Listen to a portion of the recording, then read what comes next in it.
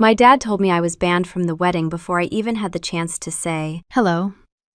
His voice came through the phone sharp and steady, the way people sound when they have already practiced the speech in their heads. "Maggie, you can't come. Olivia's pastor said your energy would bring bad luck. You're unmarried at 37. It affects the aura of the ceremony." That was the opening line. No hesitation, no cushioning, just the verdict. For a moment, I thought the call had dropped because I didn't hear anything inside. My own body. No heartbeat, no breath, nothing. Just the quiet shock of someone who has finally run out of ways to pretend her. Family sees her as anything other than a superstition to be managed. I remember staring at the microwave clock blinking 5:42 in the evening, in my apartment in Dilworth, as if the time would somehow help this make sense. It did not. I asked him the only question that felt logical at that point. "So I'm not allowed to come to my own sister's wedding, but I still have to pay for it." There was a long exhale on the other end, the kind my dad uses when he is about to explain why something unfair is actually my fault. "Maggie, family contributes. Everyone knows that. And your sister's happiness should matter to you. Not showing up is one thing. Not helping financially is another." The number he said next might as well have been a punch to the chest, though my hand stayed perfectly still. $485,000, said like it was a tip left on a restaurant table. I almost laughed, not from humor, more from the absurdity. A part of me wondered if this conversation was happening to someone else and I was just listening in. But it was my dad's voice, using that gentle scolding tone he saves for moments when he needs me to comply, without questioning. He went on about tradition, about generosity, about how the community was watching. I felt something quiet click inside me, a switch I didn't even know existed. "So if I don't send the money, what does that mean?" His answer came quickly. "It means you don't want your sister to have a blessed marriage. It means you don't care about your family." My dad kept talking, but I stopped absorbing the words. Something about Pastor Tim, something about spiritual harmony, something about people asking questions if I showed up unmarried. It all blurred together like voices heard underwater. My mind moved to quieter places that made more sense. The calendar on the wall with Olivia's wedding week circled in green, the reminder I had set months ago. The hotel reservation I had offered to cover, back when I still believed kindness, might change this family's patterns. When my dad finally stopped talking, I realized I had not given him anything he asked for. No promise, no reassurance, not even anger. Just silence. He filled that silence the same way he always has. "Maggie, do the right thing. Don't embarrass us. Send the money by next week. And don't come. It will ruin the energy." Then he hung up. Not a goodbye. Not even a sigh. Just a click that sounded far too final. I stood there like an idiot, still holding the phone, staring at the faint reflection of my own face on the black screen. If someone had asked me what I felt at that moment, I would not have known what to tell them. Anger would have made sense. Hurt would have been predictable. But what surprised me was the absence of shaking, the absence of tears, just a stillness that felt like clarity. My laptop sat open on the dining table, its screensaver glowing softly in the early evening light. I walked toward it because movement felt easier than standing still. The first thing I did was open my digital calendar. That green circle around the wedding date looked childish now, almost naive. I clicked it once, hold my breath, and deleted the entire reminder. The screen blinked for half a second, then the week stood empty again, as if it had never meant anything. I opened my banking app next. The list of transfers I had made to my family over the years scrolled down the list. Screen like a ledger of quiet obligations I had never truly questioned. Payments labeled medical gap, one-time support, emergency loan, unexpected expense. None of them were questioned by me. None of them repaid by them. For a long moment, I just stared at the numbers. Not the money itself, but the pattern, the cycle, the expectation wrapped in gratitude that only lasted long enough for the next request. There was no point arguing with my dad. That was a game designed for me to lose. Every time I asked a question, he rewrote the rules. Every time I set a boundary, he reframed it as selfishness. Every time I gave something, he forgot who it came from. And now he had decided I was not fit to stand in a church at my sister's wedding. Not because of who I was, but because of what I lacked. A ring. a husband, a narrative that comforted their sense of normal. I closed the banking app. Then, without hesitation, I opened a new browser tab and typed in flights to Nassau, Bahamas. The results loaded instantly. My cursor hovered for only a second before selecting a 6-star resort I had once promised myself I would visit when life finally became uncomplicated. I had always imagined I would go there to celebrate something, a promotion, a milestone, a new beginning. I never thought I would book it because I had been pushed out of my own family's celebration. The booking page asked for dates. I chose the exact week of the wedding. Check in on Friday morning. Check out 8 days later. A quiet, deliberate opposite of everything my dad had demanded. I entered my card information with a calm I did not fully understand. When I pressed confirm, a small box popped up on the screen telling me my reservation was complete. I stared at that confirmation for a long time, letting the weight of what it meant settle into place. My phone buzzed beside me. A new email. From my mom.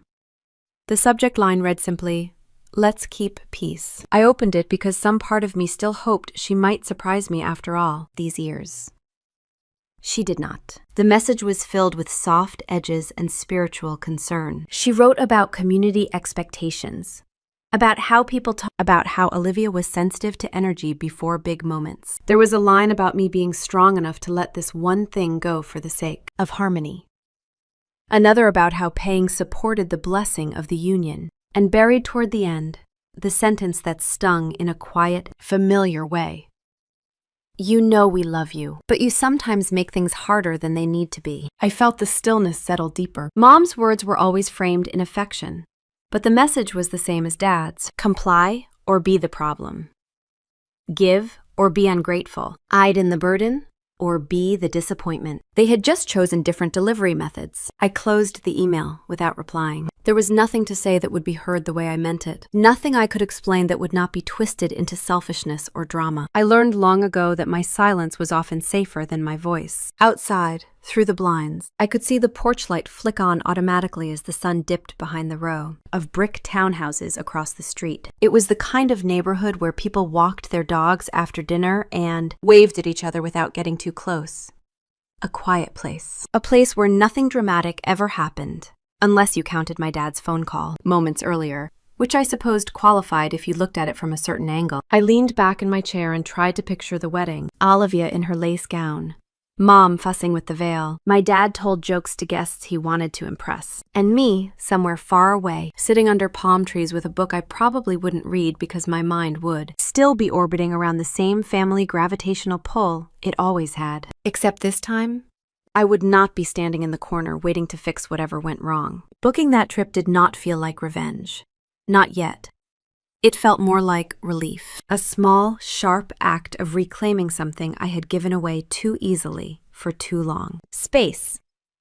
Choice. Time where my presence or absence did not have to be weighed against someone else's. Happiness. The apartment was quiet again. My phone lay face down on the table. I knew my dad would expect a transfer by next week, and my mom would expect a softened response by morning. But tonight, I let the silence stay. I let myself breathe. I let the decision settle across my shoulders like a coat that finally fit. I opened the transfer screen out of habit, my fingers moving the way they had every time my family called something an emergency. But this time, the number I typed was different. $100. Nothing more. A symbolic payment for a symbolic role I no longer intended to play. I pressed send and watched the confirmation blink across the screen. It was the softest possible goodbye. Then I booked my trip to the Bahamas. The flight confirmation sat open on my screen, the final detail in a day that had started so ordinarily and ended with a clean, undeniable shift. I closed my laptop slowly, listening to the soft click as it shut. There would be more fallout.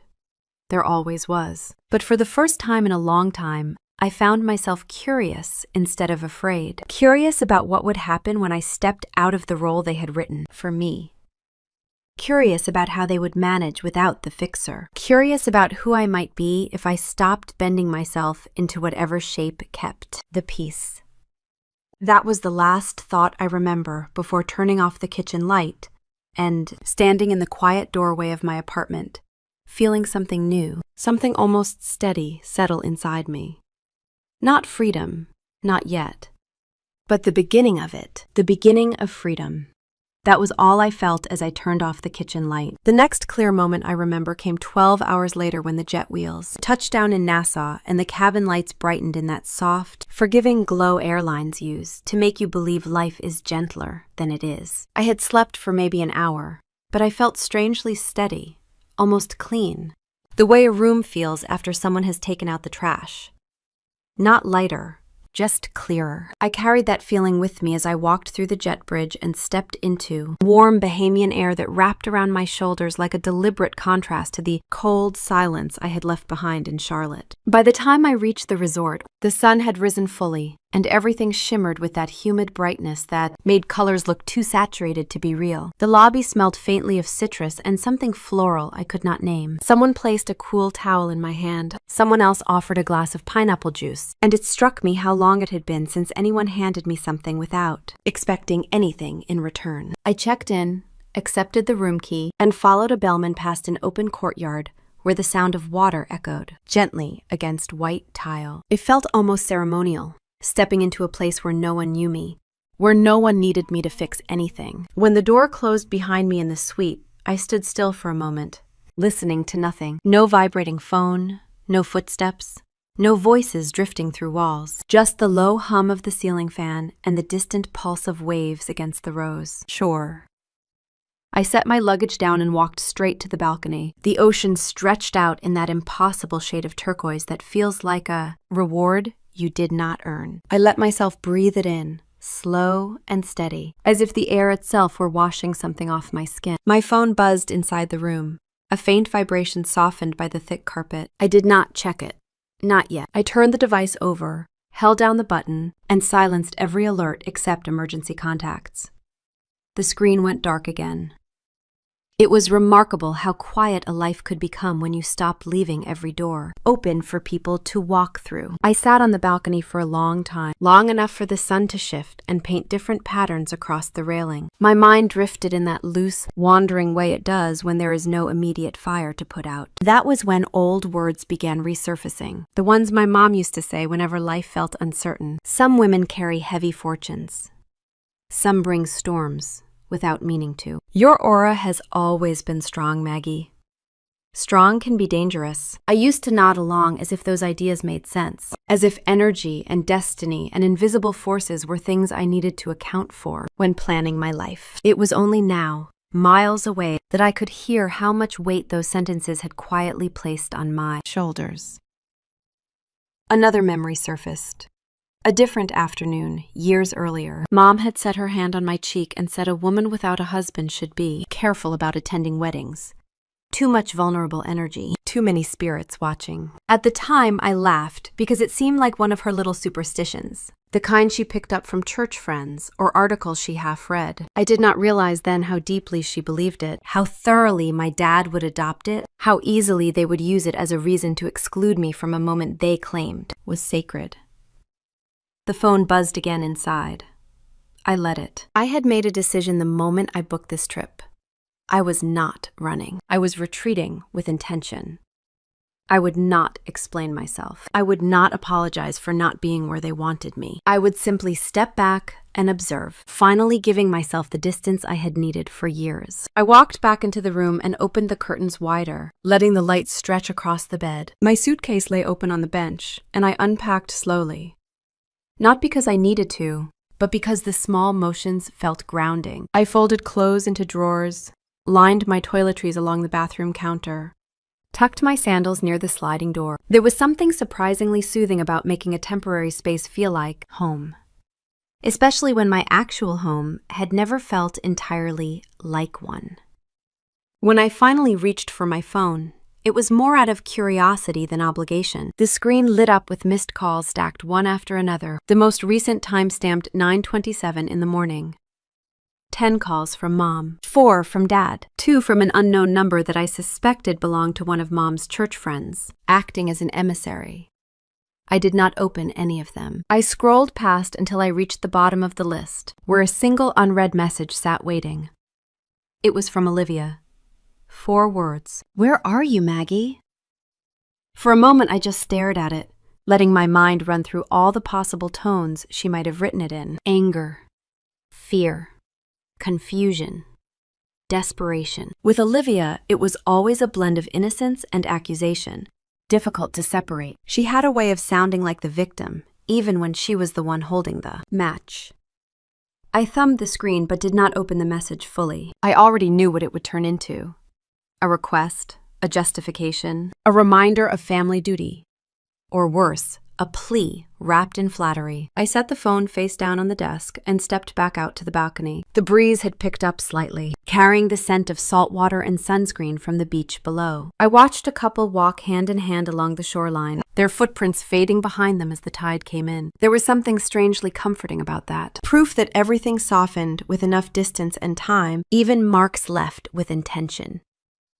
I was not naive. I knew choosing silence would cause ripples. My family operated like a machine that required constant input from me to keep running smoothly. If I stopped feeding it, the gears would grind. They would blame me for the noise. They would accuse me of creating the friction when all I had ever done was reduce it. The phone buzzed again. A single vibration. Another message from Olivia appeared on the preview screen. "I need to talk to you. It's urgent." Urgent was a word my family used often, usually when they needed something last minute, or when someone made a mistake I was expected to clean up. I waited, expecting a follow-up message. More context. More drama. Nothing came. Just the one sentence sitting there like a small alarm. I did not answer. Not because I wanted to punish her, but because I finally understood that my immediate responses had become a kind of currency they depended on. If I replied now, even out of kindness, it would signal that my boundary was negotiable, and I had finally, painfully, learned that boundaries only work when they are not bent for convenience. I stayed outside until the sun dipped lower. The light softened, turning the ocean's surface into something almost metallic. People gathered near the pool, laughing, clinking glasses, sinking into lounge chairs. The feeling that crept over me then was not loneliness. It was something closer to unfamiliar freedom, a space where I did not have to anticipate anyone's reactions or absorb anyone's disappointment. When the sky shifted into deeper blues and purples, I went back inside and showered. The water was warm and steady, a contrast to the too hot, too cold system in my apartment back home that had always needed fixing, but never seemed urgent enough to schedule. Afterward, I wrapped myself in the oversized resort robe and sat on the edge of the bed with one towel-dried leg tucked under me. My phone rested on the nightstand, quiet now, as if it had given up trying to summon me. I let my mind drift again, this time to something simpler. The notion of being unavailable. Truly unavailable. The idea felt almost illicit, like skipping school or calling in sick just to wander aimlessly. I realized then that I had not taken a real vacation in years. Every trip home had been a negotiation. Every holiday has been a performance. Every weeknight call had contained some hidden request or emotional balancing act. Out here, miles away from anyone who expected anything from me, the silence felt less like a void and more like a reprieve. Eventually, I walked back to the balcony for one last look at the ocean before bed. The water was darker now, but still restless, moving in soft, predictable rhythms. A thought settled over me slowly. Not dramatic, not triumphant, just true. For the first time in my life, I was somewhere that needed nothing from me. Somewhere I could let the world exist without my constant tending. Somewhere I could let everything at home unravel without stepping in to stop it. That realization sat with me as I turned back into the room and closed the day. Curtains for the night. A quiet acknowledgement that this was the beginning of something I had never allowed myself to feel before. Not rebellion.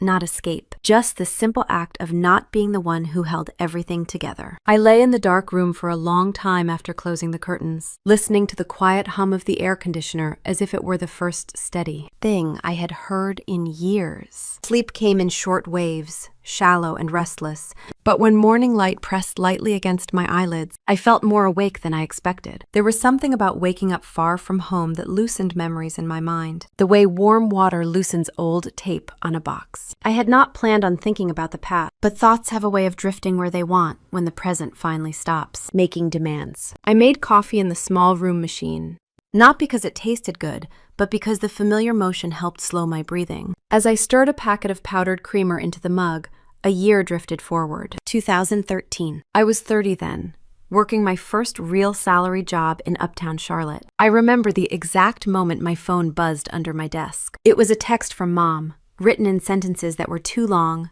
too vague, and too urgent.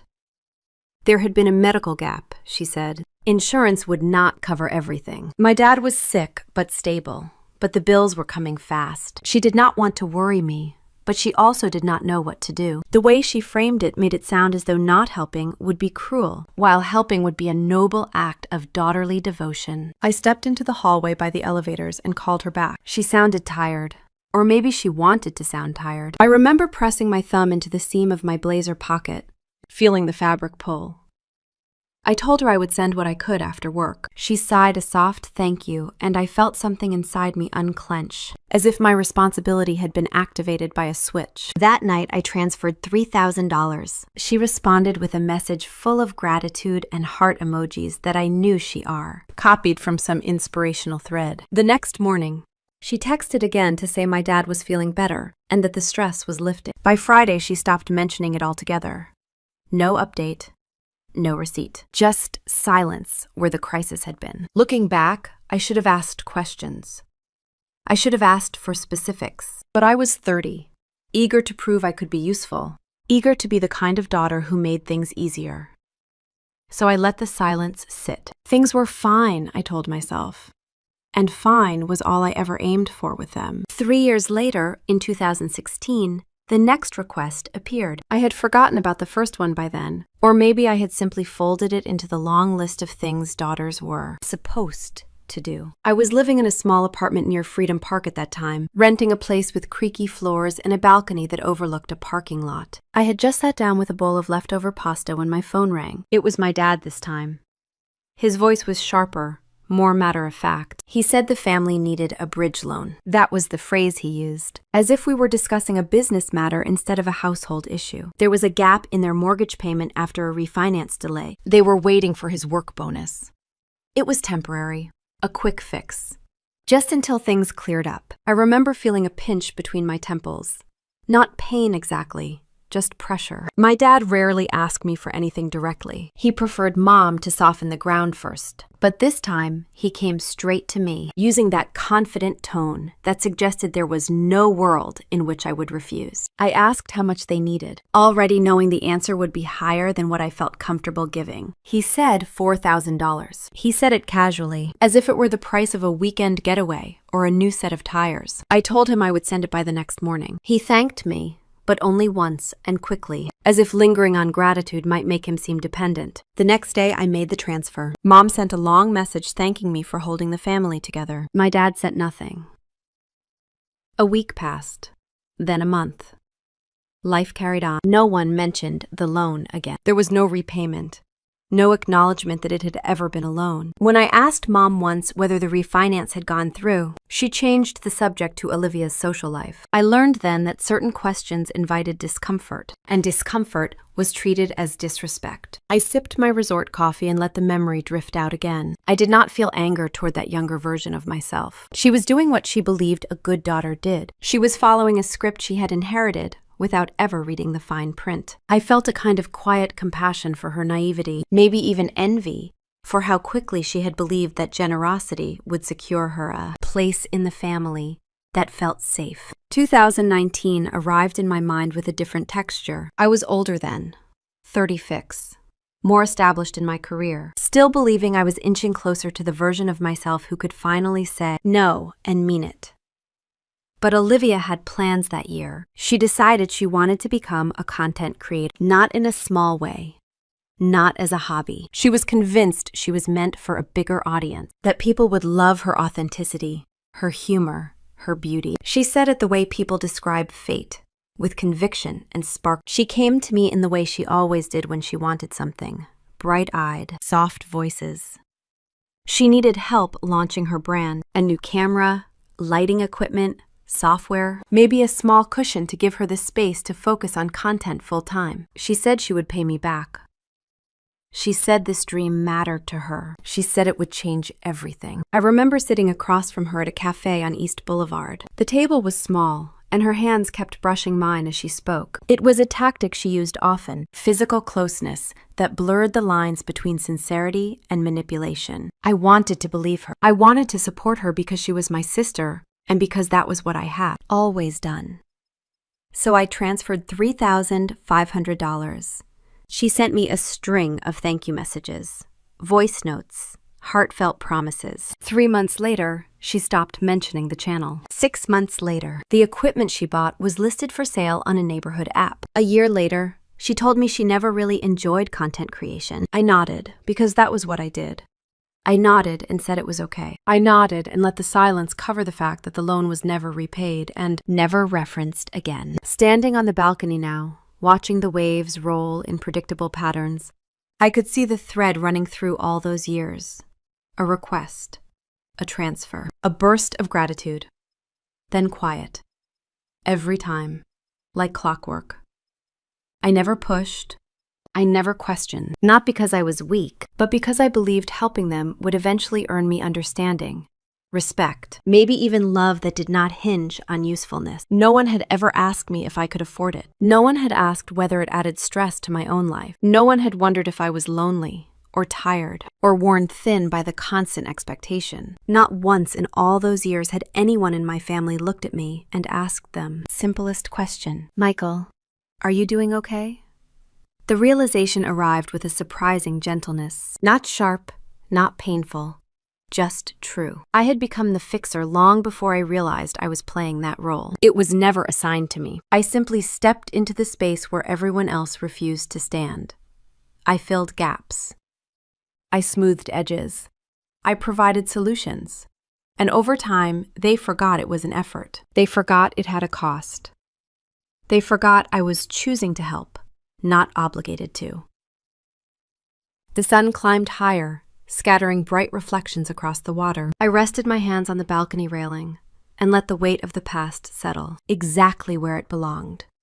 Not erased, not forgiven, just understood. For the first time in my life, I could see the pattern clearly, and clarity, I learned, is its own kind of freedom. The morning light in Nassau had that gentle, forgiving glow that made everything look softer than it felt. I woke slowly, the sound of waves drifting through the cracked balcony door, and for a few seconds, I forgot there was a world beyond this room that wanted something from me. I lay still, letting the sheets cool around my legs, letting my breath settle into an easy rhythm that felt almost unfamiliar. It took effort to remember that back home, things were probably already beginning to unravel. I made my way to the small kitchenette, brewed the thin resort coffee, and carried the mug out to the balcony. From up here, the ocean looked like it was stitched together with long ribbons of blue and green, moving at a pace that had nothing to do with human urgency. I sipped slowly, letting the warmth settle behind my ribs. A soft wind lifted my hair, and for a moment,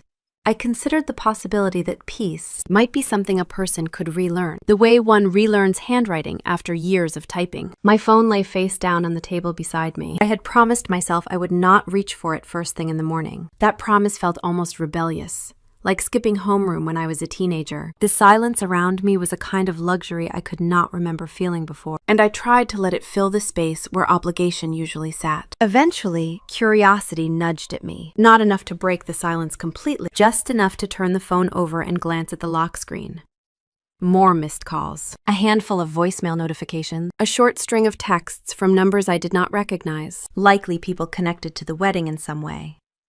I did not open any of them. Instead, I placed the phone back down, screen facing upward this time, like a small declaration that I was not hiding from anything. I was simply choosing not to join in. I spent part of the morning walking along the shoreline. The sand felt warm under my feet, and the breeze carried the scent of sunscreen and salt. A few families were gathered near the water, children laughing in that wild, uninhibited way children do when they are not yet aware of how quickly joy can be interrupted. I watched them for a while, letting the rhythm of their voices replace the noise I had grown used to navigating back home.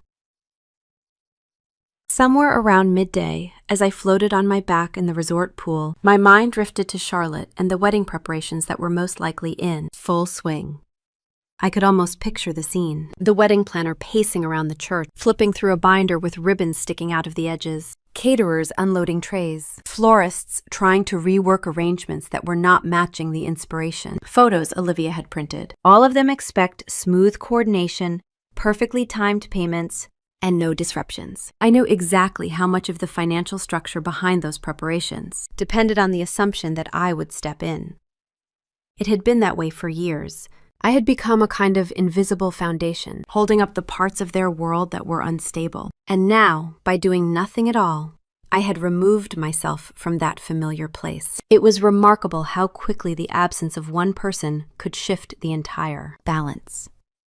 By early afternoon, I returned to my room, rinsed the salt water from my skin, and slipped into a soft cotton dress. I sat on the edge of the bed, reaching for the bottle of water the housekeeping staff had left on the nightstand. As I took a sip, my phone lit up with an incoming call. I recognized the name immediately. My relationship manager from the bank. For a split second, old reflexes surged. The instinct to answer immediately, to find a quiet place, to fix whatever problem had surfaced. But the feeling passed as quickly as it came. I did answer the call, but with none of the urgency that used to guide my movements. He greeted me with professional politeness, then explained that a large scheduled payment connected to a family event had been flagged due to insufficient information on the receiving account. He asked if I had a moment to verify the nature of the transfer. His voice carried no emotion, but the implication was clear. Something in the wedding budget depended on money that was not behaving the way it was expected to. I told him calmly that I was aware of the transaction, but would not be authorizing any further details. He paused, as if giving me time to reconsider. When I did not speak, he said he understood and would note the file accordingly. The call ended without any tension, without any urgency from my side, and without me offering the usual explanation or reassurance I had always felt obligated to provide. As I set the phone down, a quiet realization washed through me. This was the first time I had allowed a problem to remain a problem without stepping in to fix it.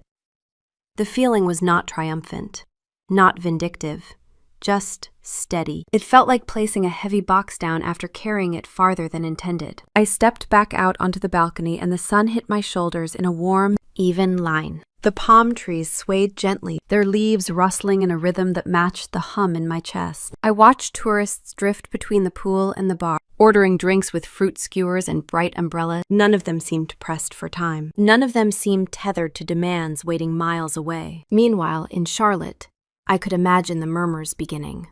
A payment delay. A vendor calling the wedding planner. Someone told my mom that the energy around the preparations felt off. I knew exactly how she would respond. She would lean into her familiar script. Some spiritual turbulence, she would say. Some unsettled aura. Maybe someone's presence was interfering with the flow of blessings. She had always been quick to attribute logistical issues to mystical causes, as if the real explanation was too ordinary to carry the burden of disappointment. I stood against the balcony railing, letting the sun warm the tops of my arms. The air felt thick and sweet. It occurred to me that in all the years my family had called me unlucky, or heavy, aura, or energetically complicated, no one had ever stopped to consider whether their constant dependence had been the source of their discomfort. It has always been easier to blame something invisible than to acknowledge imbalance. The day stretched into late afternoon. I read a few chapters of a book I had brought with me, although my eyes drifted more than they focused. I napped for a short while, letting the soft sounds from the hallway lull me into a light sleep. When I woke, the sky outside was tinged with pink, the kind of color that only appears briefly before fading into dusk. I wandered down to the beach again, letting my feet sink into the cool sand. The tide had risen, brushing closer to the shore, leaving behind smooth patches that reflected the dying light. I walked slowly, savoring the rhythm of my own steps. No rush, no obligation, no expectation waiting to swallow me whole. As the sun dipped lower, I felt that same clarity from the night before settle deeper. I had not caused anything to fall apart. I had simply stepped out of the role everyone assumed I would fill. And without me standing there, propping up the structure, the system began revealing its cracks. I paused, letting the breeze sweep across my face, and looked out at the water. It moved in steady, truthful lines, unconcerned with disappointment or blame. At that moment, I understood that every unraveling begins long before anyone notices. Some threads only show themselves when the person who has always held them finally loosens her grip. And I let myself feel the quiet of that truth as the sky darkened over the Bahamas. The next morning arrived with the kind of soft, steady light that makes the world look briefly untouched. I woke without an alarm, the way people do when their minds have been stretched thin for too long, and finally surrender to stillness. The air drifting through the balcony door carried a hint of salt and something sweet, maybe from the flowers lining the walkways below. For a moment, I allowed myself to forget that the day held any significance beyond the quiet in front of me. I dressed slowly, choosing loose linen pants and a light blouse, and moved through the room with an ease I had not felt in years. My body felt heavier than usual, not with dread, but with a kind of settled fatigue, the kind that comes after deciding to stop performing. When I reached the resort cafe, most of the morning rush had passed, leaving a few couples lingering at tables with half-empty coffee cups. I chose a table on the patio overlooking the water and ordered breakfast. The coffee arrived first, strong and darker than what I had made in my room. I stirred in a packet of sugar, watching it dissolve, and reminded myself that somewhere in Ohio, people were already dressing, lining up, adjusting veils, whispering prayers, reapplying lipstick. Somewhere, Olivia was probably pacing a bridal suite, surrounded by hand-picked friends and relatives she trusted to tell her she was glowing. The ceremony was scheduled for 11 in the morning Eastern Time. That meant they were roughly 3 hours ahead of me. By the time my omelet arrived, they were likely ushering guests into the chapel, seating them in long rows of polished wood, cueing soft music through the speakers. I cut into my breakfast slowly, eating without hurry. Every now and then my phone buzzed, rolling slightly on the table. I did not check it. Not yet. I wanted this moment to stay untouched by whatever chaos might be unfolding. After finishing most of my meal, I finally turned the phone over. A few missed calls, a handful of texts, one voicemail notification from a number I did not recognize. I set the phone down again, letting it breathe, letting myself breathe. The ocean in front of me shimmered under the rising sun, each wave catching the light differently. I felt as though I were watching my old life from behind thick glass. I ordered another cup of coffee and leaned back in my chair. The breeze picked up slightly, bringing with it the sound of distant laughter from a group near the pool. I was still listening to their voices when my phone lit up again, this time with an incoming call from a number that looked vaguely familiar. I watched it ring, debating whether to ignore it. Something nudged at me. Curiosity, maybe. Or intuition. I answered. A woman's voice came through, quick and strained. "Hello, Maggie. This is Sandra. I am the wedding planner for your sister's ceremony. I hope I'm not catching you at a bad time." I sat up slightly. She sounded controlled, but her breath carried a tremor. "Not a bad time," I said.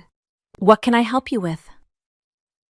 There was a pause. Then she exhaled sharply, as if bracing herself. "I was calling to ask if you had heard from Daniel. He left the venue about 30 minutes ago, and no one could reach him. We are trying to determine whether he is coming back." My stomach tightened, not with surprise, but with recognition. Certain disasters have a texture you can sense long before they arrive. "I have not heard from him," I said.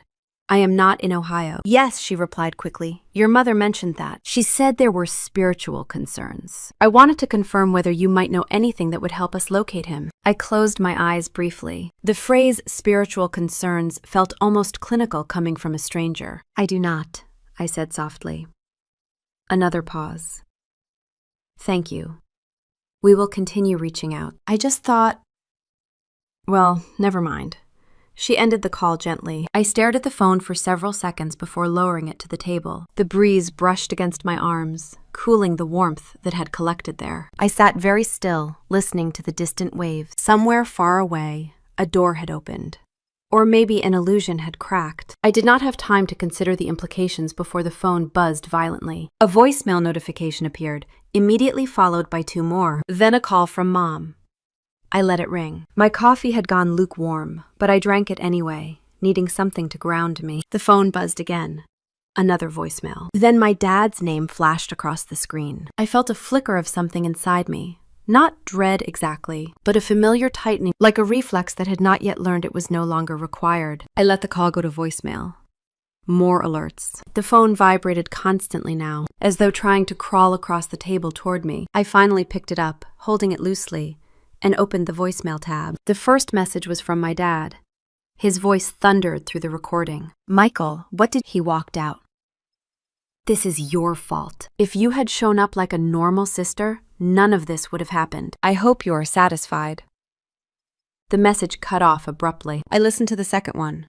Mom's voice, thin and breaking. "Maggie, please call us. Something is wrong. The pastor says there might be interference. He says someone's energy is disturbing the blessing. Your sister is beside herself. I do not know what to do. Please pick up." I closed my eyes, letting the sounds fade. The third message was from Olivia. Her voice came through jagged, as if she had been crying for hours already. "Maggie, please answer. I need you. I know things have been hard between us, but I cannot find him. No one can. They say he left in his truck. He was supposed to meet with the pastor. Please call me. I do not know what is happening. I need you." I held the phone loosely for a long time. The sky above the water had begun shifting toward a deeper blue, more intense, more reflective. I could feel the weight of the voicemail sitting in my chest, but it was not the frantic heaviness I might have felt in another life. It was something duller, older, something like resignation mixed with a thin strand of sorrow. Another alert chimed. A new message. I hesitated, then pressed play. It was the wedding planner again. Her voice was gentler now. "Michael, I wanted to update you. The ceremony has been paused indefinitely. The pastor has informed the guests. Olivia is in the back room with your parents. We are trying to keep things calm. If you receive this and have any insight that might help us reach Daniel, please contact me. I am sorry to bother you." I set the phone down and leaned back in my chair, letting the sun settle across my face. I felt no satisfaction, no triumph, none of the vindication people imagine in moments like these. Only fatigue. Deep, bone-level fatigue that rose slowly from somewhere inside my chest. The waiter approached quietly and cleared my plate. He asked if I needed anything else. I told him no. My voice sounded even to my own ears, calm in a way that felt strange. He walked away, and I remained at the table, staring at my hands resting calmly beside the phone. More calls came, more texts. My screen filled with notifications until I stopped counting. I did not answer any of them. Eventually, I stood, walked back toward the beach, and let the sounds of conversation and laughter replace the chaos vibrating in my human pocket. I found a shaded area near the water and sat down, letting my toes sink into the cool sand. A couple walked past holding hands. A child dragged a pail through the tide pool, squealing each time a small fish darted away. Life continued, unconcerned with the implosion of a wedding happening hundreds of miles from them. Shoreline. I exhaled slowly and leaned back on my hands. I thought of Olivia in her bridal suite, pacing the floor in her gown, mascara streaking the corners of her eyes. I thought of Mom whispering prayers under her breath, asking for guidance. I thought of my dad pointing his frustration anywhere but inward. They were likely spinning themselves into circles, each of them searching for the variable that had broken the equation. And because they had been conditioned to see me as the unpredictable component, the explanation seemed obvious to them.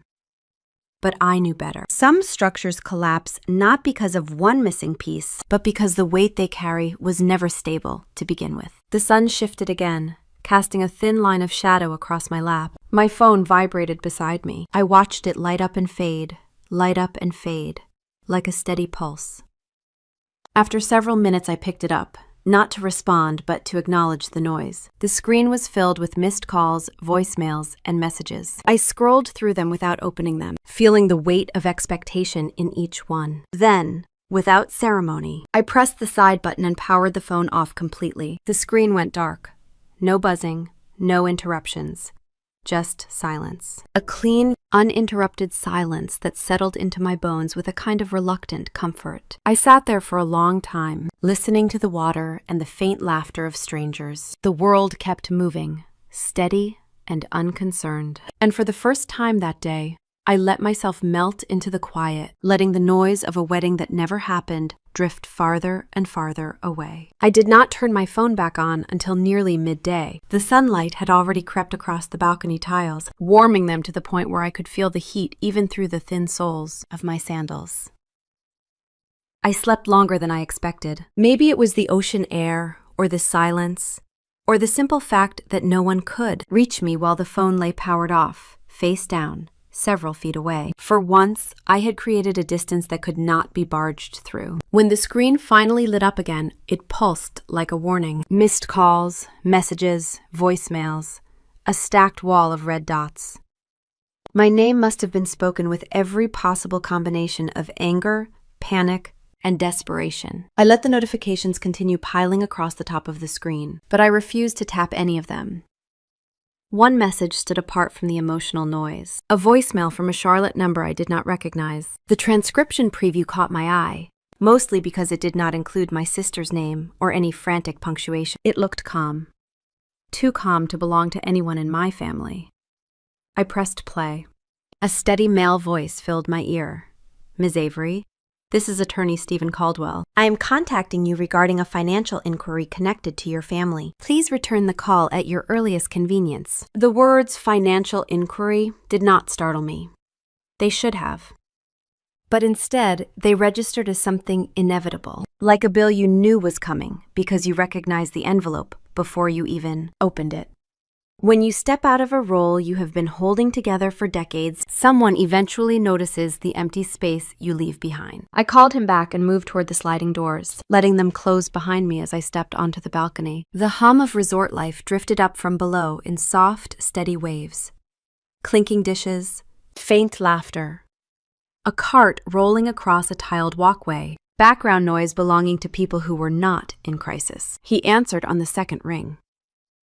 "Thank you for returning my call, Ms. Avery. I imagine the timing is less than ideal." I pulled the balcony chair away from the railing and sat. The legs scraped lightly against the floor. "It's fine. What is this regarding?" He cleared his throat the way lawyers do when preparing to walk you through something carefully. "An audit has been triggered due to payment irregularities involving your sister's wedding. Several vendors reported inconsistent transaction sources. When those payments were reviewed, older financial activities attached to your family were automatically included in the review. Your name appears repeatedly." I watched a small bird hop along the balcony edge, pausing every few steps as if listening. "I felt a strange kinship with it," he continued. "I want to stress that this is strictly a clarification process, not an accusation. But we need to determine the intent of those past transfers and whether they constitute loans or gifts from your perspective." There it was. The question my family avoided by burying it under tradition and obligation. Loans implied accountability.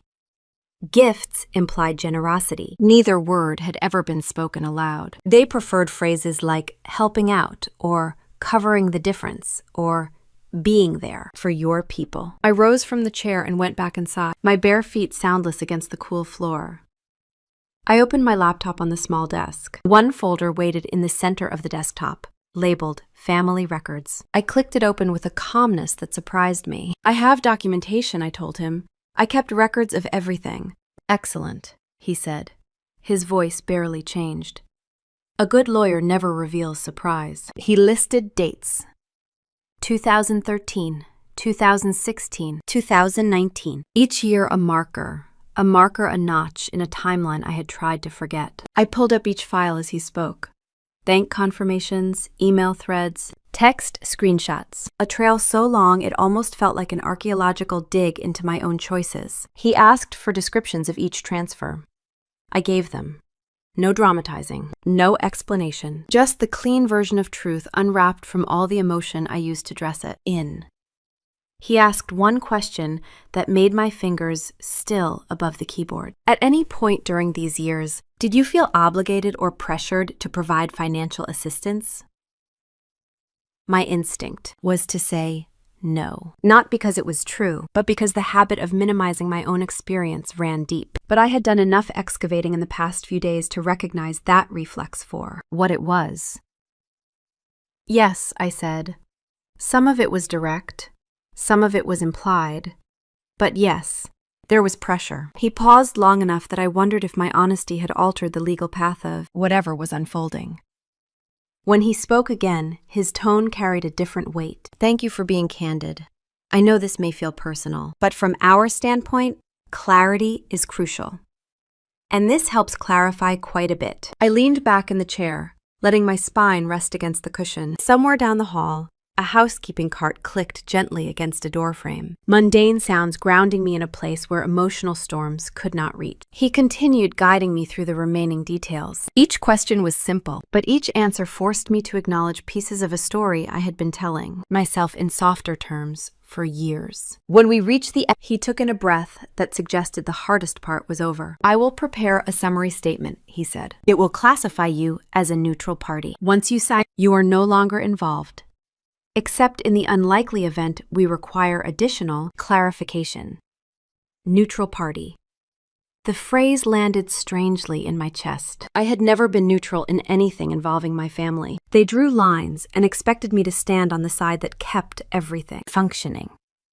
Neutral was a position I had not known existed. Before ending the call, he said one thing in a tone that felt noticeably gentler. And for what it's worth, Ms. Avery, silence does not imply wrongdoing. It simply means you no longer wish to carry responsibilities that are not yours to carry.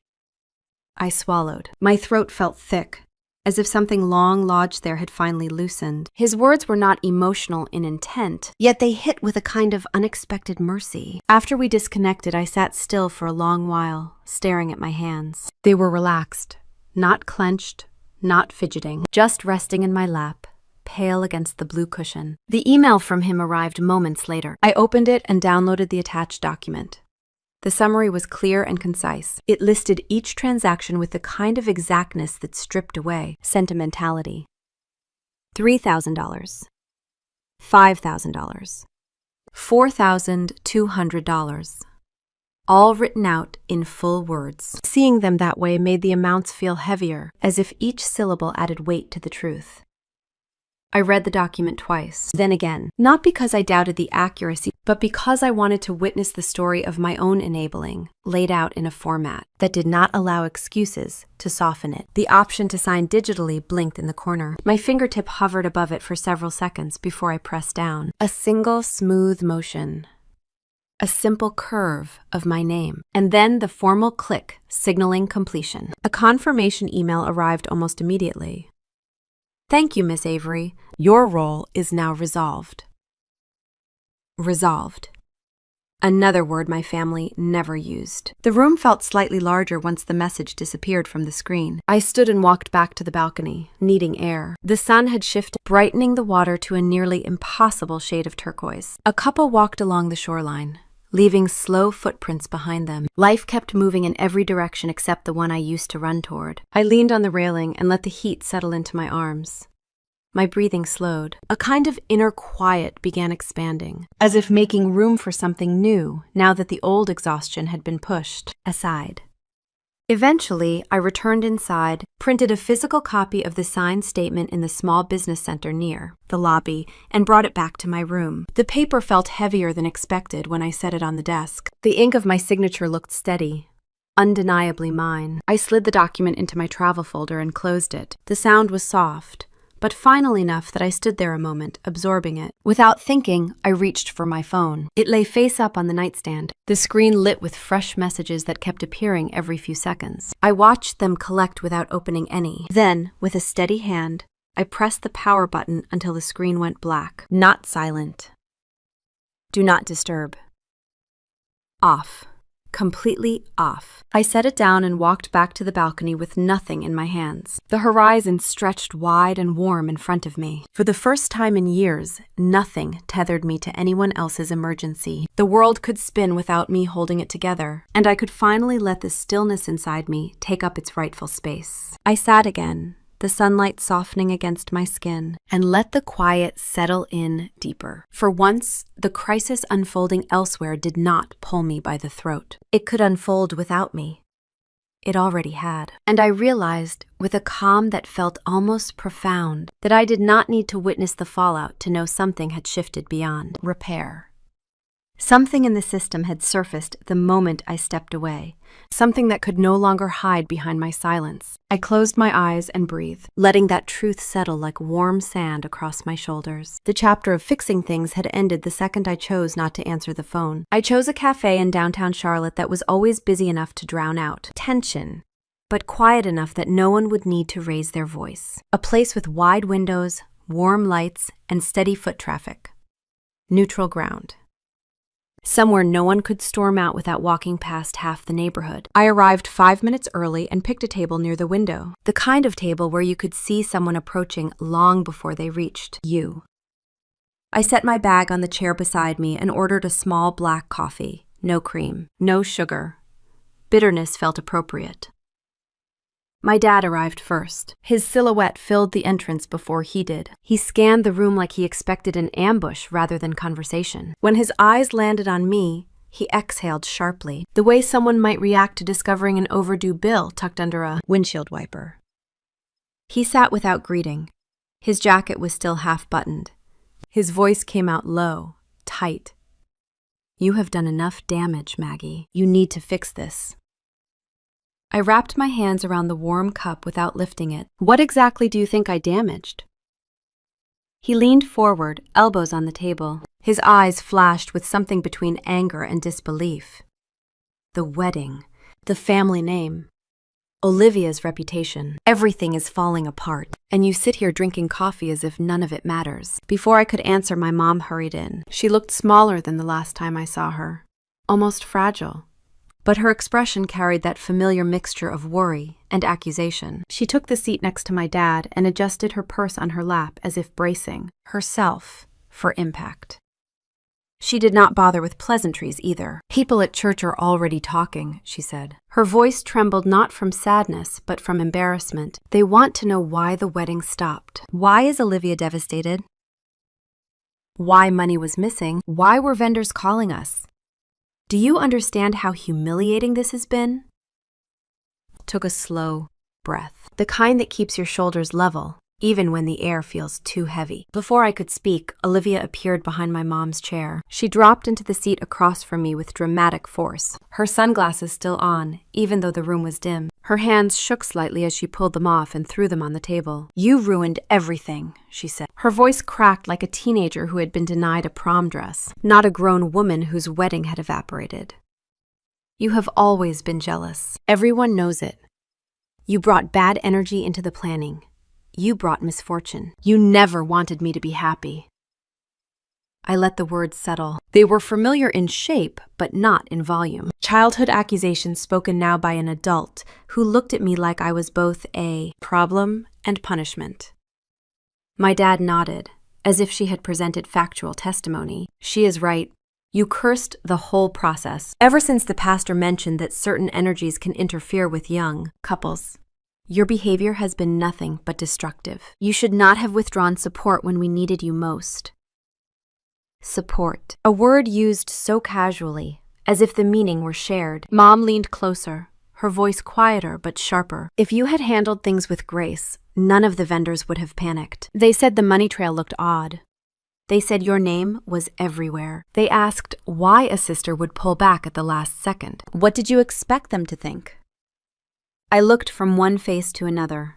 3 versions of blame. 3 people convinced that one missing piece in their machine had caused the entire system to collapse. None willing to question why the machine needed that piece so desperately in the first place. The server passed by and set a bottle of water on the table, not for us, but for the couple behind us. Even that small disruption allowed a breath of air to wedge between the tension. I reached into my bag and pulled out a clean manila envelope. I placed it on the table gently, deliberately.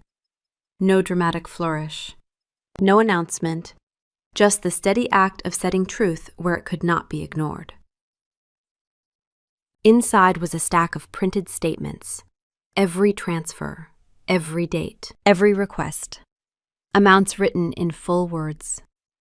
$3,000, $5,000, $4,200.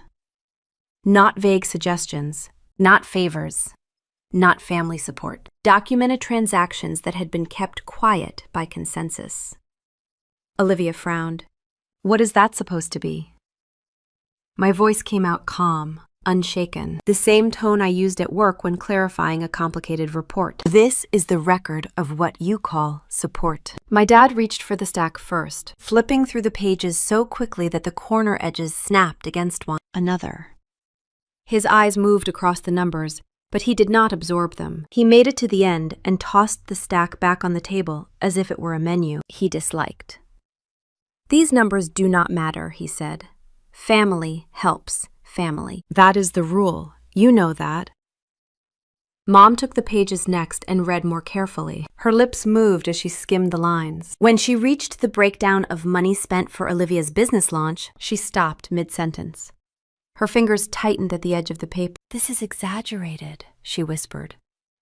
It is not exaggerated, I replied. Those are the exact transfers.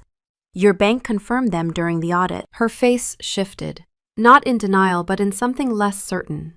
A tremor of doubt. A flicker of recognition that the story might not match the facts. Olivia snatched the stack from her and stared at it, eyes darting. She pressed a hand to her forehead. This is all out of context. You agreed to help. You said you wanted to invest in my future. I did help. And I did invest. But none of that gives you the right to blame me for things I did not do. I was not responsible for your fiancé walking out of the church. I was not responsible for the vendors noticing issues. I was not responsible for the audit. She slammed the papers down so loudly that the woman at the next table looked over. Olivia leaned forward, tears forming but not falling. You embarrassed me. You humiliated me. You always wanted to show everyone how much better you are. Successful Maggie. Perfect Maggie. Untouched by real life. My dad placed his hand on the table, fingers spread wide like he was preparing to steady something unstable. You could have prevented all of this.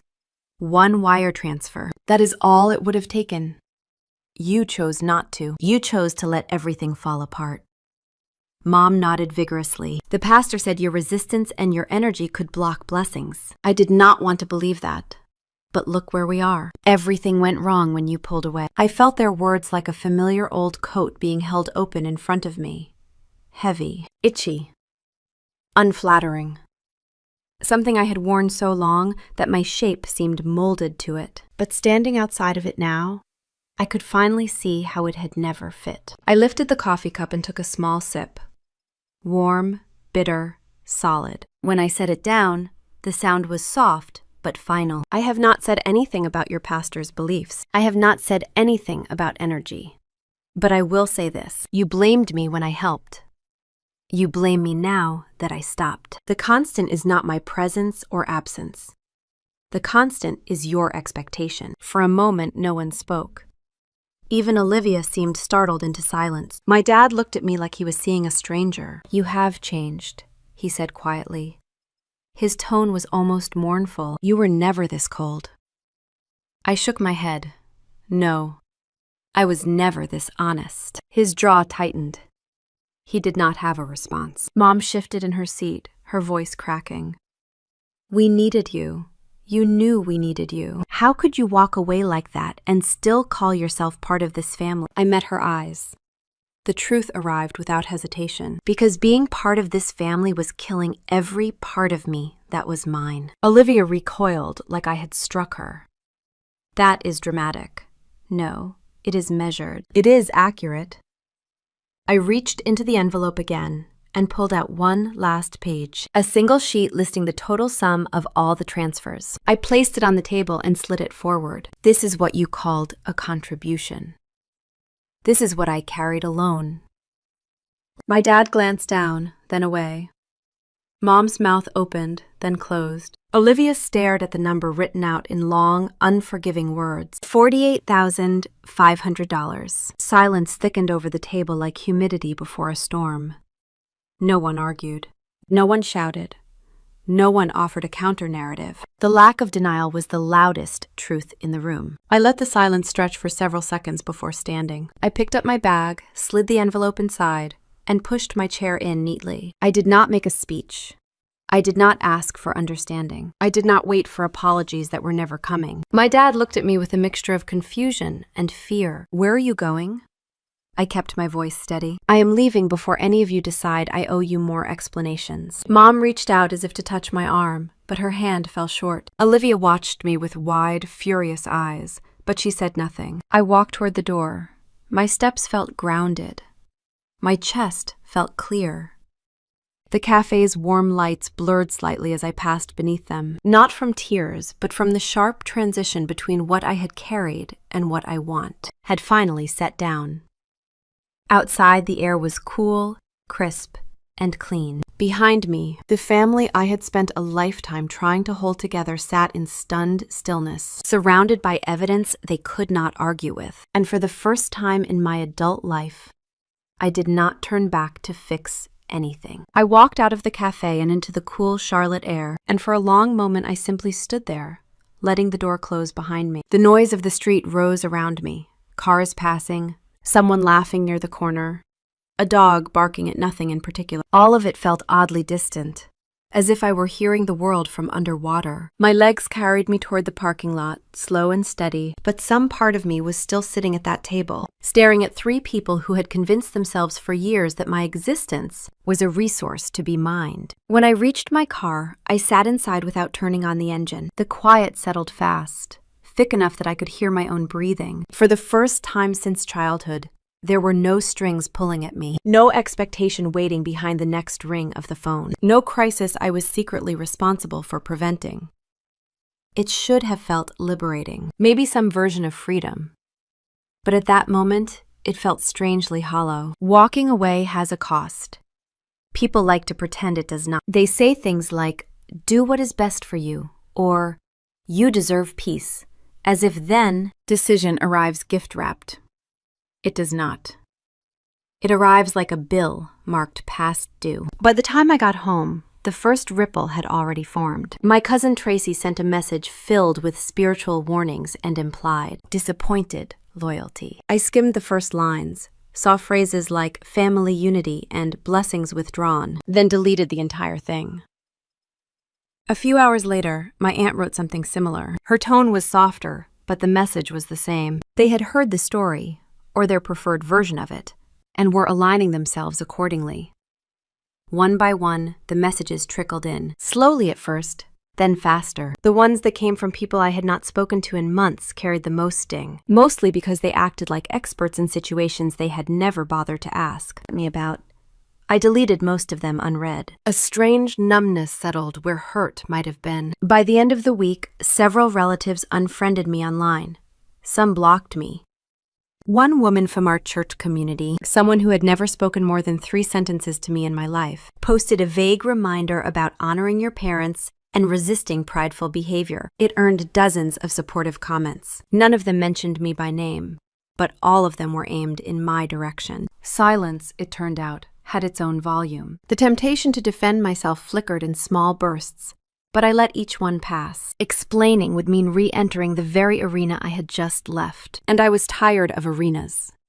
Tired of battles disguised as conversations. Tired of being measured by how much pain I could absorb without complaint. Instead of fighting the noise, I turned my attention to work. My home office in my townhouse near Dilworth felt different now that I was no longer using it as a refuge between emotional obligations.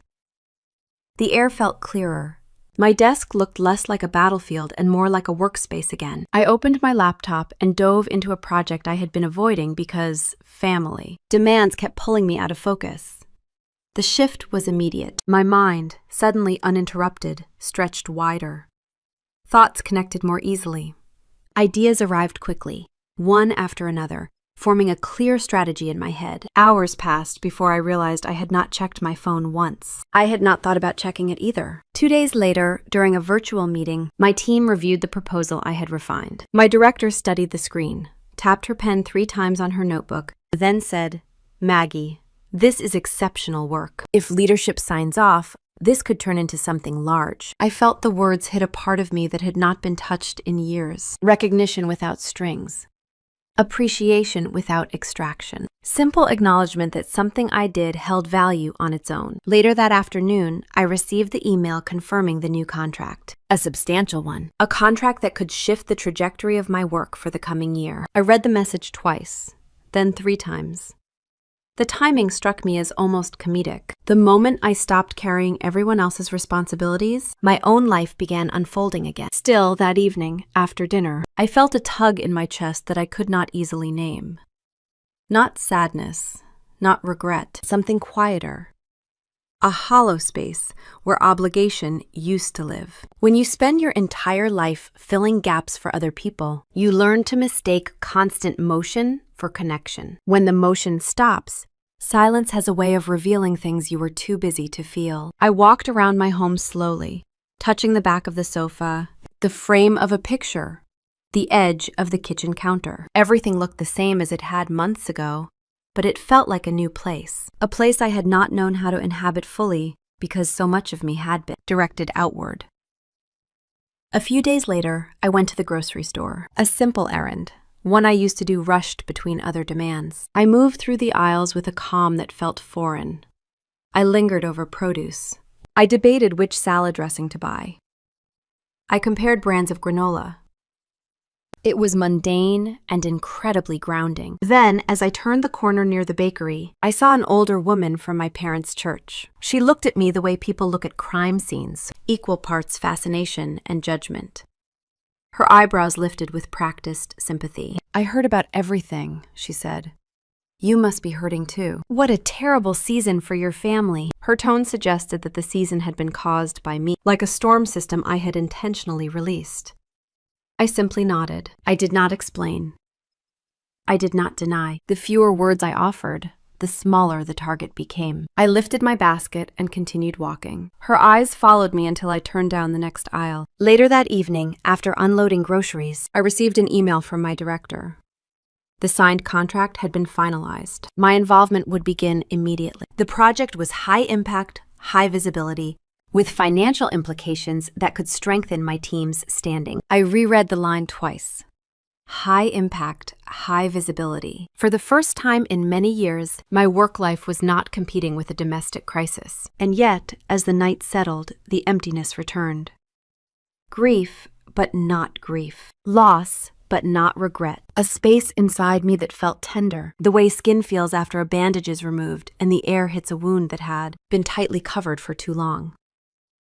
Walking away had a cost, a real one. I had lost the illusion of belonging. I had lost the role I had been assigned since childhood. Fixer, provider, interpreter of emotional storms. I had stepped out of an identity that, while harmful, had been familiar. And there is always a price for stepping out of something familiar. But the more I sat with that feeling, the clearer it became. The cost was lighter than the weight I had carried for years. Yes, there was a loss, but there was also space, breathing room, a quiet that allowed me to hear my own thoughts without filtering them through someone else's needs. The next morning, I woke earlier than usual, not out of anxiety, but out of rest. Real rest. I made coffee and sat near the window, watching the sunrise brush pale orange across the sky. Charlotte mornings have a particular stillness before traffic begins, and that stillness matched something inside me. I thought of my dad's face at the cafe, a mixture of anger and confusion. I thought of my mom's trembling voice, trying to reconcile embarrassment with denial. I thought of Olivia's tears, sharp and theatrical, unable to see anything outside her own reflection. For years, I had treated their reactions as responsibilities, something I was required to manage. Now they were simply images, not instructions. By midday, another message arrived from a relative trying to guilt me back into the fold. I deleted it without reading past the first line. Then I opened my work calendar, mapped out new project timelines, and felt the day take shape around something sturdier than old obligations. Freedom had a price, but carrying myself was infinitely lighter than carrying everyone else. Later that evening, as I stood at my kitchen counter chopping vegetables for dinner, I realized something almost startling in its simplicity. I missed the idea of a family. Not the one I had, Not the roles I was assigned, but the idea of feeling known without being used. Accepting that loss did not break me. It clarified me, and that, more than anything, was worth the cost. I finished chopping the vegetables, turned on the stove, and let the pan heat slowly. The quiet of my home settled around me, warm and steady. For the first time, the emptiness did not feel like something was missing. It felt like a room, a beginning, not an ending. And I let it stay. The first sign that things were shifting came from an unexpected direction. I was at my desk on a quiet Thursday morning, reviewing a contract clause for the new project, when a notification popped up from a name I had not seen in years. Melissa, an old neighbor from my parents' street. She never reached out unless something had gone sideways in her own life, so I almost ignored it. But the preview line caught my eye. I heard about Olivia. I'm sorry. I opened the message. The apology was vague, the way people speak when they are not sure what information the other person already knows. She wrote that several companies in Ohio had withdrawn partnerships with Olivia after the wedding disaster. Influencer work depended heavily on image, and apparently the image of a bride abandoned at the altar can attract sympathy, but it does not build brand confidence. One sponsor had cited instability, another asked to review her financial reliability. A third simply stopped replying. I sat back in my chair. Not surprised, not pleased, just absorbing. Karma rarely arrives with thunder. More often it shows up quietly, folding itself into the natural order of things. No spectacle, no audience. Just cause and effect finally finding alignment. A few days later, I heard from a coworker whose cousin attended my parents' church. According to her, the community was divided. Some people pitied Olivia, calling her a victim of circumstances. Others questioned how a family so involved in the church could have allowed such financial confusion. There were whispers about mismanagement, about spiritual warnings ignored, about money that seemed to appear from nowhere and vanish into wedding vendors' accounts. For years, my parents had been admired for their reliability. They were the couple that showed up early to volunteer, the family that hosted holiday meals for those without local relatives. They cultivated that image carefully. Now cracks showed, and people noticed. Slowly, quietly, but noticeably. I moved through my days without reacting. The story belonged to them now. I had stepped aside. I was no longer the buffer that caught the fallout before it reached them. Then, during a grocery run, my phone buzzed with a message from my Aunt Ruth. She was my mom's youngest sister, the only person in the family who ever showed me consistent gentleness. She asked if I had time for coffee. I hesitated, then agreed. Meeting her did not feel dangerous. It felt overdue. We sat at a small cafe with wooden chairs and soft lighting, a place far quieter than the crowded spot where I had faced my parents. Aunt Ruth arrived wearing a cardigan that looked hand-knit and glasses that she kept pushing up her nose. She hugged me longer than necessary, then sat with a sigh that carried years of unsaid things. I heard the others met with you, she said quietly. They did. Her gaze dropped to her hands folded on the table. I am not here to defend them. I only want to understand how you are doing. The question almost startled me. It had been asked so rarely in my life that it felt foreign. I am steady, I said, tired but steady. She nodded. Word travels, even when people pretend they are keeping secrets. I know more than they think I do. I did not ask what she meant. She continued. They spoke poorly of you at first. A few said you caused the wedding to fall apart. Some repeated that nonsense about energy and misfortune, but then the audit came out, and people began asking questions your parents could not answer. She paused to let that settle. I listened, not defensive, not absorbing blame, just listening the way I always wished someone would listen to me. She exhaled slowly. I should have spoken up years ago. When your mom and dad kept asking you for money, I knew it was getting out of hand. I knew they relied on you too heavily. But every time I tried to bring it up, your mom shut me down. She said it was private, that you were happy to help, that you were doing well, so why not share what you had? I felt a slight tightening in my chest, not from hurt, but from recognition. That story had been repeated so often in my family that it became an unofficial creed. Maggie does well, so Maggie helps. Maggie understands. Maggie is strong. Magic can handle it. Aunt Ruth looked up, eyes soft and full of apology. I am sorry. I saw the pattern forming, and I stayed quiet. That was wrong. Her voice cracked on the last word. She reached for her cup, but her hand trembled too much to lift it. I folded my hands together on the table, mirroring her posture. I did not offer comfort. I did not tell her she was not at fault. I did not absolve her. I just sat with the truth. I appreciate you saying that, I replied. My tone was steady, not cold, not warm, just honest. It means something. She nodded, tears gathering at the corners of her eyes. They relied on you because you made it easy, and they never questioned whether you had someone to rely on. A small silence settled between us, the kind that does not hurt, but simply lives in the space two people share when truth is allowed to stand on its own. After a moment, she added, I do not think your parents understand what they lost. Not yet, but they will. I did not respond. I did not need to. Later, after we hugged goodbye, she held my arm for a moment and said the sentence that stayed with me long after we parted. I should have spoken sooner.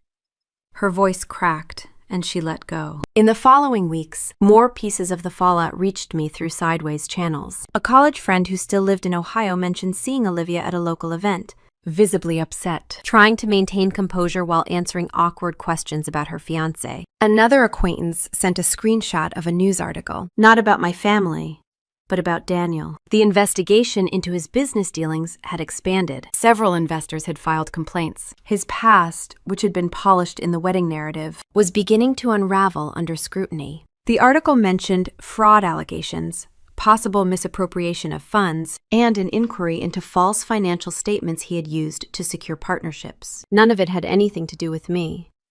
None of it surprised me either. Karma did not require my participation. It never had. I thought of Olivia, of the way she blamed everything wrong in her life on someone else's shadow. She had placed her hopes in a man who built his reputation on borrowed shine. She had defended him without question. Now she faced the humiliation of discovering that the pedestal she climbed had no one foundation. I did not feel satisfied. Not joy, not triumph. Just a quiet sense of inevitability. Life has a way of revealing the truth, even when everyone involved works hard to hide it. One afternoon, as I walked to my car with a bag of groceries, I received a brief message from Aunt Ruth. No explanation, no build-up. They are struggling. Just thought you should know. I stared at the screen for a long moment. The words did not warm me. They did not wound me. They simply existed, carrying neither guilt nor vindication. Later that evening, I sat on my couch with a blanket over my legs and replayed the conversation with her. The way her voice softened when she spoke of regret. The way she admitted her silence. The way she acknowledged a truth that had been dismissed for so long. She had not asked for forgiveness. She had not tried to rewrite history. She had merely told the truth, plainly and without self-protection. And I had met her honesty with quiet acceptance. No blame, no comfort, just a nod. A nod that meant I heard her. A nod that meant the cycle ended with me. A nod that meant I finally understood that not every part of the past needed revisiting. Some things only needed to be witnessed. And that, I realized as I turned off the lamp and let the room dim around me, was enough. I spent the next few days moving through my house in a way that felt new, as if every room had shifted half an inch while I was not looking. Nothing had changed physically. The same furniture, the same pictures, the same stack of books on the nightstand that I kept promising myself I would read, but something inside me had rearranged itself. I moved with more intention. I breathed without bracing. When I cooked dinner, the kitchen felt quiet rather than lonely. When I lay in bed, the silence felt like a blanket instead of a void. The aftermath of walking away had settled, but not in the dramatic way people expect. No sudden revelation, no triumphant music. Just space. A kind of mental unclenching that took place quietly, the way dawn appears before you realize the darkness has lifted. Work became the first place I noticed the shift. My calendar was still full, my responsibilities the same, but I felt present in a way I had forgotten was possible. I was no longer splitting myself into two people. the one who performed well, professionally, and the one who constantly checked her phone under the table, waiting to absorb the next emergency. During a project review meeting one Monday morning, I caught myself listening without the usual layer of background noise in my mind. No replayed arguments, no anxious predictions.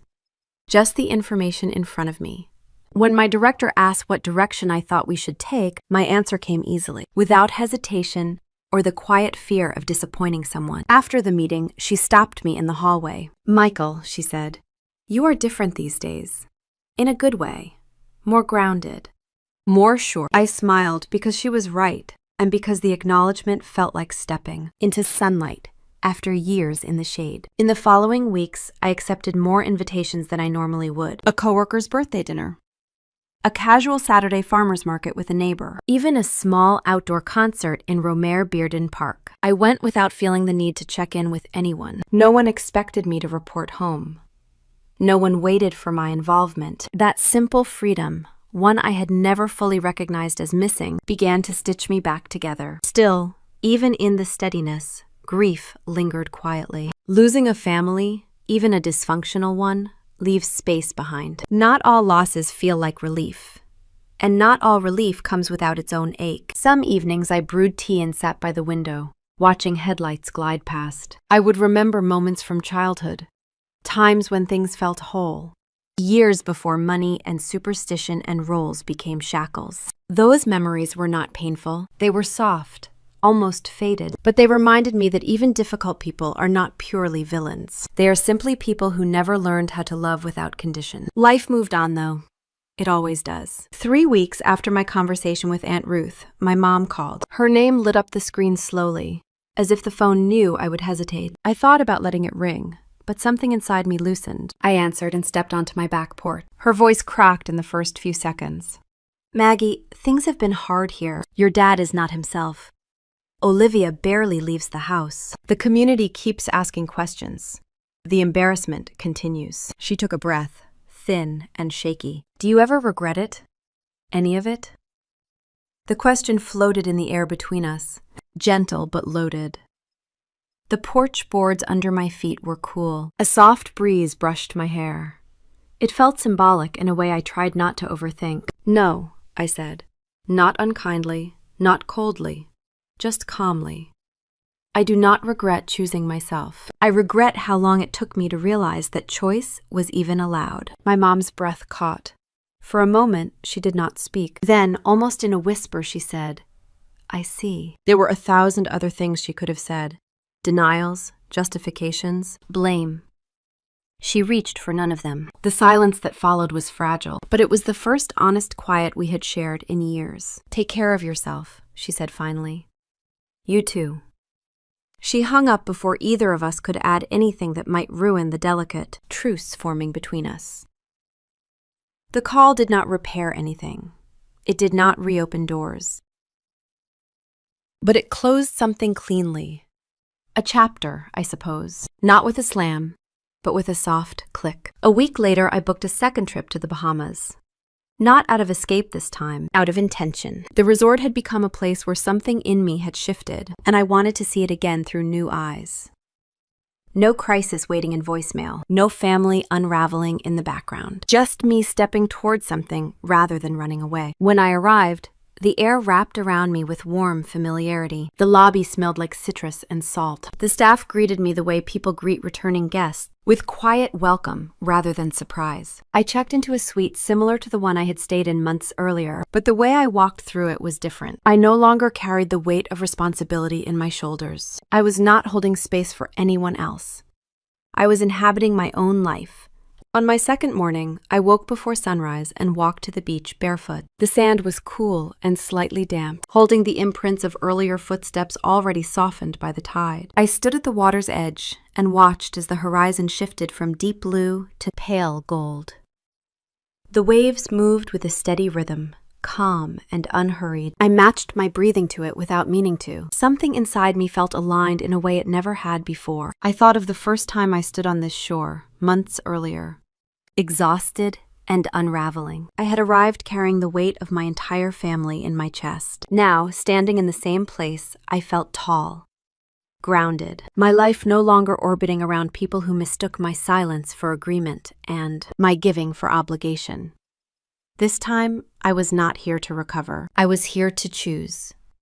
Choose peace. Choose space. Choose a life where my worth was not measured in financial contributions or emotional labor. Choose boundaries that did not bend the moment someone raised their voice or invoked the word family. The sun climbed slowly, painting the water in streaks of orange and silver. I walked a little farther until the waves brushed higher against my legs. The ocean always tells the truth. It takes and returns. It pulls and releases. It destroys and restores.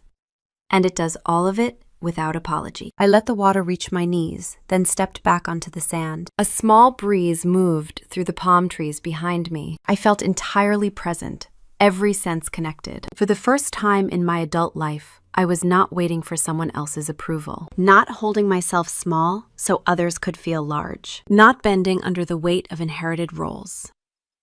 I was simply myself, whole, intact, enough. As the morning brightened, I stood there a little longer, letting the quiet settle into the deepest parts of me. Eventually, I turned toward the resort, walking slowly, letting the sun warm my shoulders.